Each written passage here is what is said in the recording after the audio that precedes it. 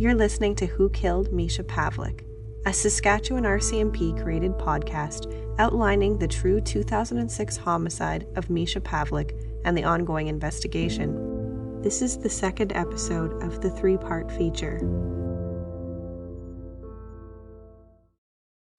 I would like to take a moment to recognize the land on which this podcast was produced is Treaty 4 territory and homeland of the Métis. On behalf of the Saskatchewan RCMP, I offer my respect to the First Nation and Métis peoples of this land. This podcast features the voices of Saskatchewan RCMP officers directly involved in investigating the death of Misha Pavelick, as well as Misha's loved ones and other RCMP experts. We want to caution listeners that some of the information or audio may be considered disturbing or traumatic. Listener discretion is advised.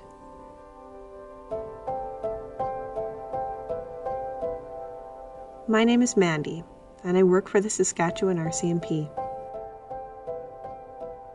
According to Statistics Canada, there were 20 homicides that occurred in Saskatchewan RCMP jurisdiction in 2006, which were investigated by the RCMP Major Crimes Unit. This does not include homicides that occurred where there is a municipal police service of jurisdiction in the province.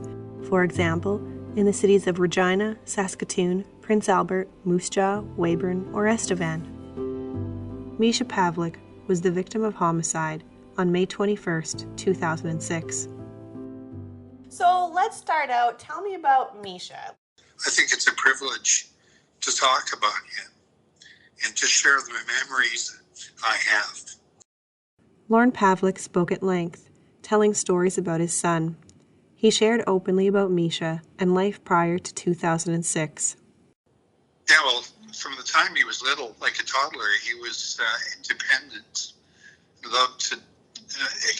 He was highly active, little boy. When he was about 5 or 6, I think he started getting into athletics and was really good at athletics. And I took him to a lot of hockey games. We've had all kinds of memories, I guess. He wasn't an all-star, but he played on excellent teams and they won all kinds of trophies. And so I got to be a hockey father for quite a few years. I also had the opportunity to speak with Misha's mom, Susan, and his sister, Kathleen. All of our conversations are virtual, not only because of the current pandemic climate, but also because they each live in different cities in North America. There's beautiful baby pictures of him, and young, when he was younger, and he liked sports. He had a lot of friends, and he was busy, physically busy. Yeah. Yeah, I'm Kathleen Marshall. I'm Misha's sister. He was sort of the quintessential annoying little brother. We fought a lot, like normal siblings do. And he was also adorable. He had big brown eyes and the longest eyelashes ever. And he was just like a beautiful baby and a beautiful boy. And he was my only sibling. My parents adopted him when I was like turning 6 years old. And I remember the day I met him. I came home, I think, from school, and my parents were like, "You gotta go look up on the bed." And I walked up to their bedroom, and there was this tiny baby, 6-week-old baby, laying in the middle of the bed. And I was like, "Wow!" And I thought, they got him and brought him into the family because I realized, I was learning things about family dynamics and I'm never going to be an auntie, and and so then all of a sudden now I have this little brother, and I was like, oh wow, maybe I will be. Unfortunately, that's not the case. I won't get that opportunity, but he was you know, just everything you think a sibling would be.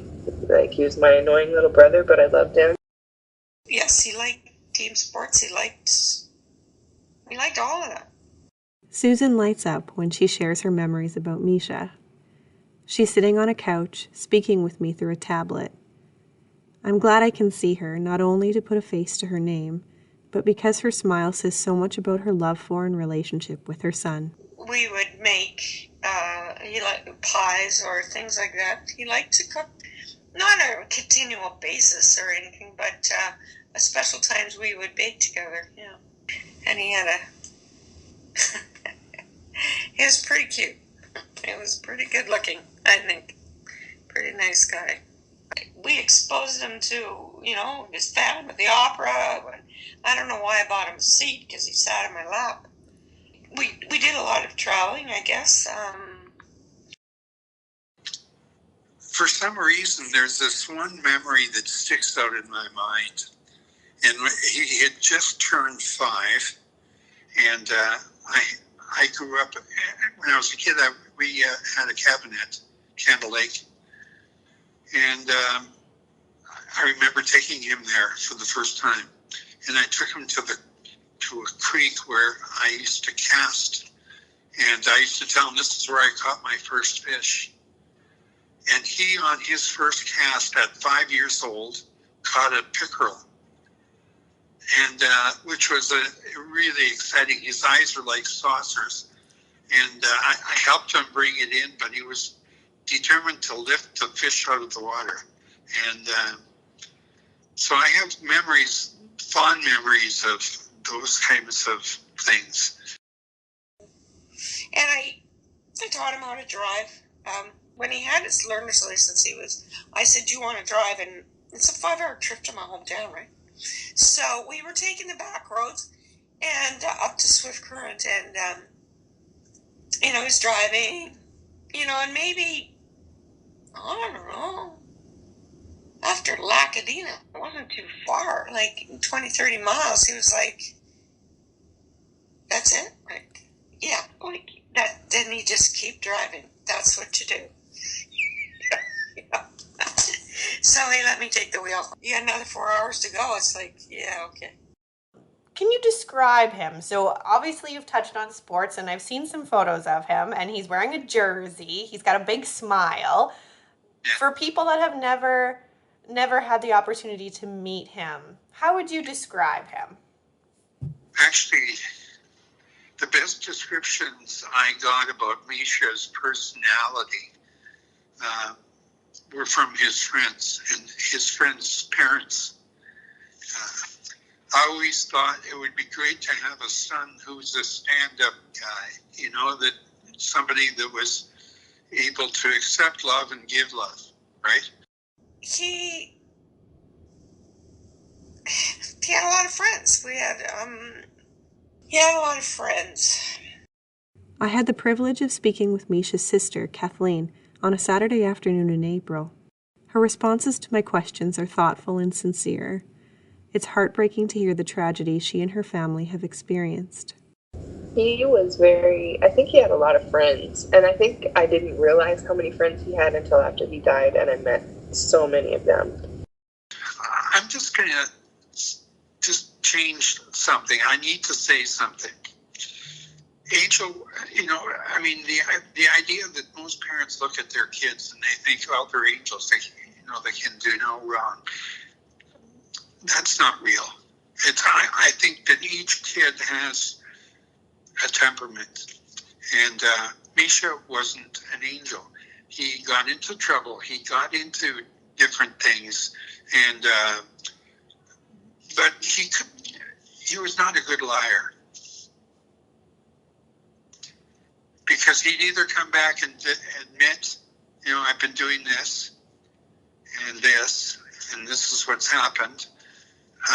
Or I'd notice in his persona how he acted, that he was hurt. And so he'd have to talk that out. And we had some issues in terms of that. And so he left the house for several months. One of his best friends phoned me and said, Misha's crying in the bedroom. He doesn't know I'm on the phone to you. Can he come home?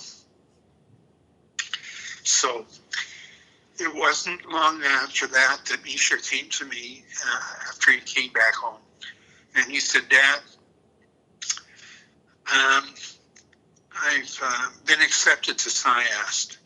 I want to go back to school, get educated, and have a trade. I moved away and I came back, and so I had missed a couple of years with him, and so I wasn't. And he was sort of turning from boy to man at that time because he was getting closer to like 19 years old, and so a lot can change in that time. So I didn't really know his friends or his interests. I knew he was thinking about going back to like a trade school to learn a trade, and he was trying to get his life sort of back on track because he was young, and he probably wasn't sure before that what he wanted to do, and so he was starting to come up with a plan for his life. And things were good. I mean, things were good at home, right up to his death. I had the opportunity to tell him I loved him, and he said the same back to me. A lot of parents don't get that opportunity, and I'm privileged to have had that happen. Misha was born on September 20th, 1986. Today, in May of 2021, he would be 34 years old. He was 19 years old when he died as a result of stab wounds sustained in an altercation the night of May 21st, 2006. Sergeant Brian Jones was the RCMP Media Liaison Officer at the time. In a media briefing held in Regina, Saskatchewan on May 13th, 2009, RCMP provided a timeline leading up to the violent confrontation that resulted in Misha's death and the aggravated assault of an 18-year-old Regina man. It is during this critical time frame, approximately 11:25 p.m. and 11:30 p.m., that police have focused their attention and are seeking that important piece of information necessary to solve the case. 10-4 control, you can put me 1017. 10-4 Alpha 405, I've got you en route. You're about to hear the voice of Corporal Marcus Crocker of the RCMP Historical Case Unit South. He is the police officer most recently assigned as the lead investigator of the homicide of Misha Pavelick. Misha was on scene, and attendees of the party and Misha's friends actually were performing CPR. EMS took over those life-saving attempts. Misha was pronounced deceased at the scene, but he was transported to the Pasqua Hospital on recommendation of the police just because of the scene itself and how many people were still there. That night itself, the intoxication level would have been one of the major factors. The emotional level of a lot of people who were still on scene and friends with Misha, very upset, distraught, just not thinking clearly, trying to process what had just happened.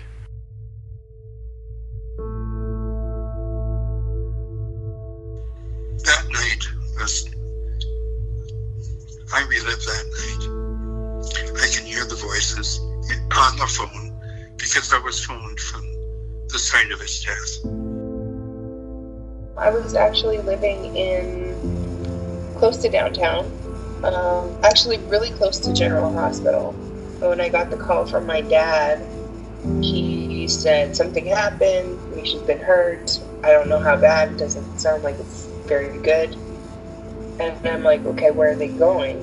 And he said General Hospital, and I hung up the phone, and I called my pastor's wife, and she prayed with me, and I ran. I didn't even drive. I ran to the general emergency room, and I beat everybody there. Phoned my daughter Kathleen, And because by then we were told that they're being brought into the hospital.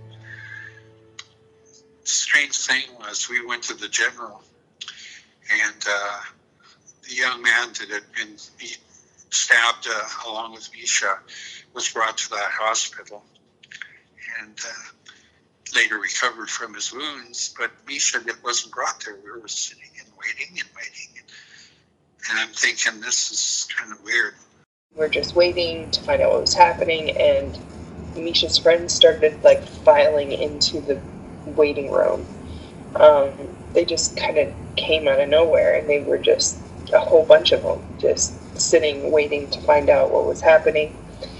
And we were waiting and watching each ambulance as it came in, and my dad pulled up, and we were waiting, and then somebody came and said to have us come to the back with them.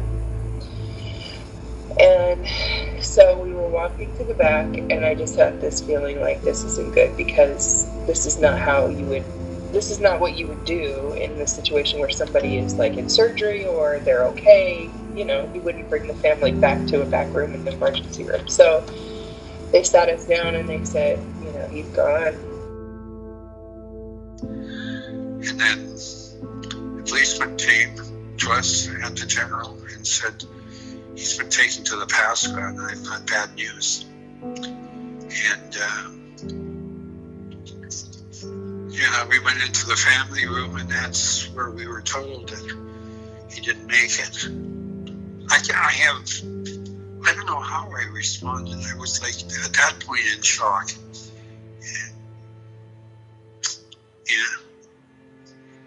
And, you hear the words, but it doesn't register, in your mind. You're thinking, am I really hearing what I think I'm hearing? I mean, the memory is kind of blurry. I think I said, my dad thinks he said, but at the end of the day, it doesn't matter. The point is, we realized somebody had to tell my mom. The best option I think we agreed on at the time was to send our Stampede to her house, so she wouldn't be alone. To find out sort of in the middle of the night or early in the morning like that would be devastating. Susan, Misha's mom, lives 2 provinces away in British Columbia. I was sleeping, and the door knocked on the door, and for some reason, he told me, and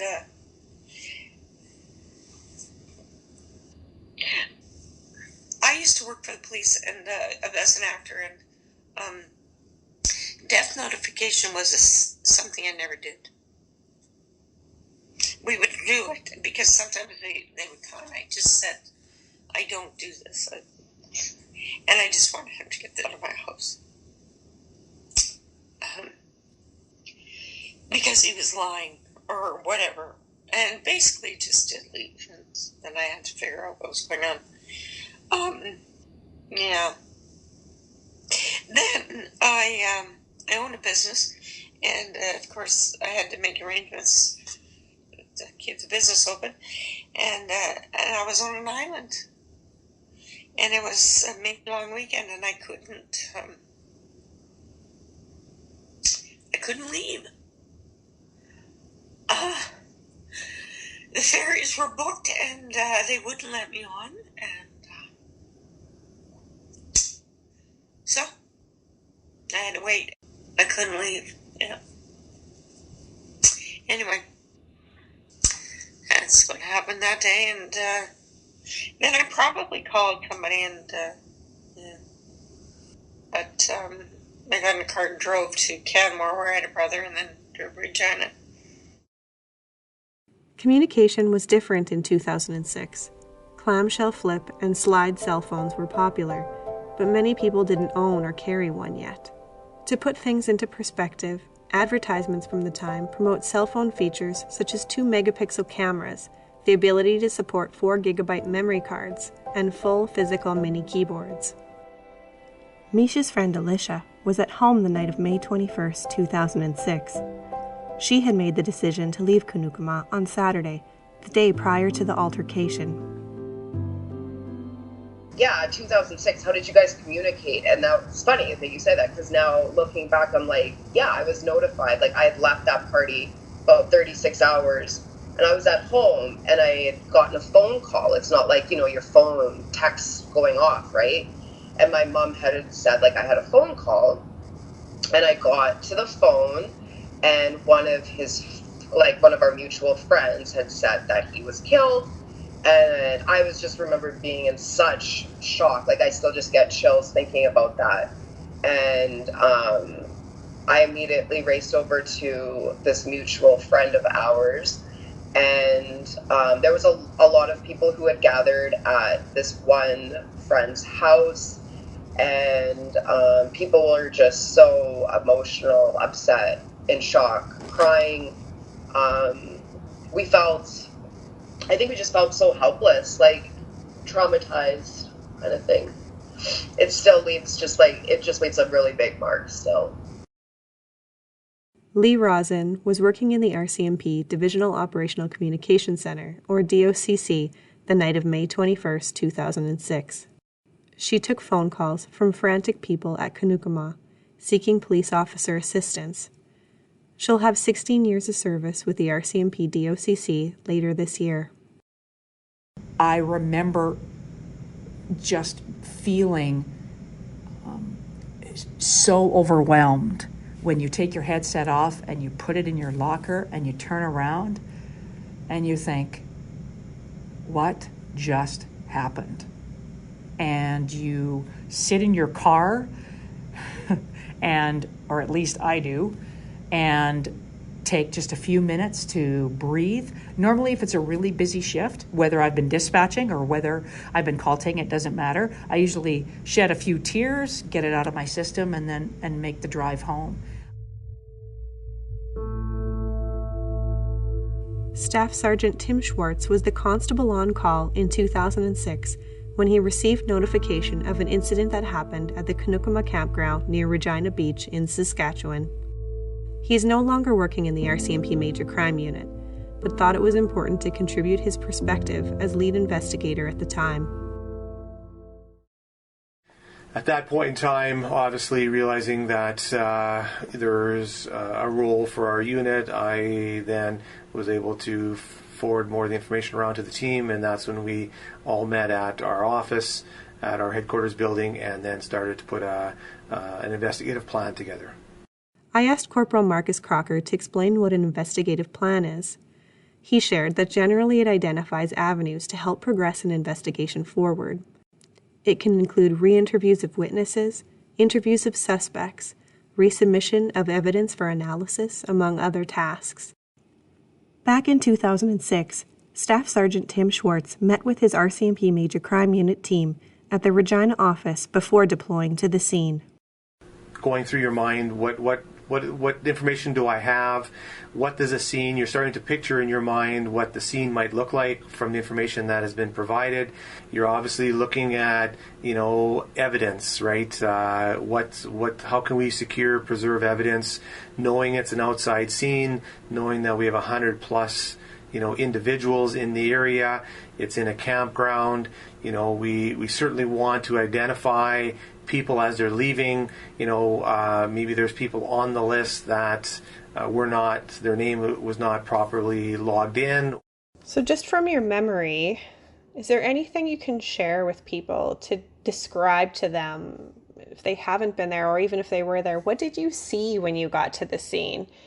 What did it look like? The fire was down, it was out. There would have been lots of pellets, so it would have obviously using big, large chunks of wood to kind of create light and heat. The lingering smoke in the air. I believe there was a water tank that was kind of used there for water. If you'll remember from the first episode, Alicia recalls her last memory with Misha. They had sat near a water tank near the campfire together, talking. People scrambled. It was clear that there was something that happened. There were tents that were down, some items that were broken, chairs broken, clothing scattered, cans, bottles scattered all over, broken glass. It was clear that there was a large gathering, party per se, and then also too just walking into it, you could tell that obviously people left in a real hurry, just with what was left behind and how things were kind of left. Many years separate the time when Corporal Crocker and Staff Sergeant Schwartz are lead investigators for this homicide investigation. One point they consistently reference is the sheer number of people who were present at the party on the night of May 21st, 2006. So 170 people, you say, have been spoken with or been part of an interview. Is that a large number comparatively to other investigations that the major crime units might conduct? To hear, as a major crime member, the on-call member, taking that call, you want to know how many witnesses are, but when you hear 121 people are on that list and 11 chaperones, that is a lot of witnesses on an investigation. So it's not just a regular investigation. These are homicides, I believe, are complex, and having anywhere up to 200 people just makes it that much more difficult. So challenging, certainly, when we're dealing with those kinds of numbers with interviews. People are scared, right? So we had also an evening where it was dark. It happened during early morning. A large number of youth present. So basically, when you start breaking down a list and trying to get a statement from everyone that they can recall, we see some similarities in statements, and then we see a vast difference in statements. And again, everybody's perspective is different. It was certainly not clear-cut, as an investigation can sometimes be with larger crowds. It was quite challenging. It's 12:30 in the morning. We are going to start getting some daybreak in about 4 or 5 hours, 6 hours type thing. That's really when, the investigation piece is at the scene is going to start taking place. This is the end of the second episode of Who Killed Misha Pavelick. There is one more episode in this Saskatchewan RCMP created 3-part feature. You can listen to the podcast in its entirety on the Saskatchewan RCMP website. If you want to report the information you have about this investigation, you can contact your local police service. You can also report anonymously through Crime Stoppers by calling 1-800-222-8477, or report the information you have online at saskcrimestoppers.com.